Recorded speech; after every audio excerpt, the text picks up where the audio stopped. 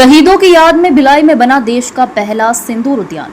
सांसद विजय बघेल ने किया शुभारंभ। दुर्ग में देश के शहीदों के सम्मान में भिलाई में सिंदूर उद्यान बनाया गया है। देश के इस पहले सिंदूर उद्यान का उद्घाटन आज दुर्ग के सांसद विजय बघेल ने किया।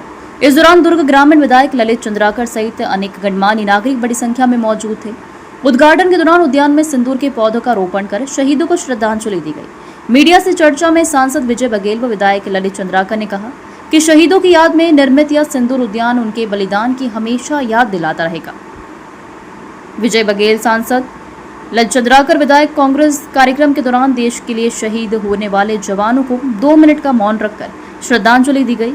इस दौरान दुर्ग की महापौर अलका बागमार सहित भिलाई इस्पात संयंत्र के अनेक आला अधिकारी भी मौजूद थे। काले सवारे આપણે ત્યાંથી પરિવારજનોને એ 11:30ની આસપાસ આપણે એમને પાર્થિવ શરીર સોંપવાના છીએ અને 11:30 પાર્થિવ દેહનો સ્વીકાર કરી અને સીધા આપણે એરપોર્ટ ખાતે જઈ અને હવાઈ માર્ગે આપણે રાજકોટ પહોંચવાના છીએ અને રાજકોટ 12:30ની આસપાસ 2 વાગ્યાની આસપાસ પહોંચી જઈ 2 થી 2:30 સુધી ગ્રીનલેન્ડ ચોકડી સુધી જઈ અને એમના ઘર સુધી જવાનો જે રસ્તો છે એ રસ્તા ઉપર લગભગ 1.5 કલાક જેવો સમયગાળો થશે।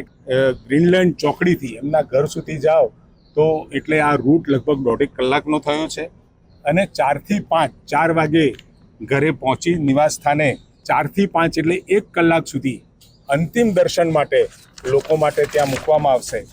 5 થી 6 પછી એમની અંતિમ સ્મશાન યાત્રા ચાલુ થશે। ભારતીય જનતા પાર્ટીના અદના કાર્યકર્તા તરીકે જ્યાં કામ કર્યું છે એવા તમામ વિસ્તારોમાં લગભગ 1 કલાક સુધી આ અંતિમ યાત્રા કરી અને અંતિમ સ્મશાન સુધી પહોંચવાની વ્યવસ્થા થશે।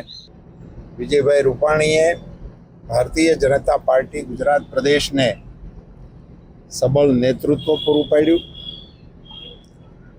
અને રાજ્યના મુખ્યમંત્રીશ્રી તરીકે ગુજરાતની વિકાસ યાત્રાના તેઓ સારથી બન્યા। આપણા આદરણીય વડાપ્રધાન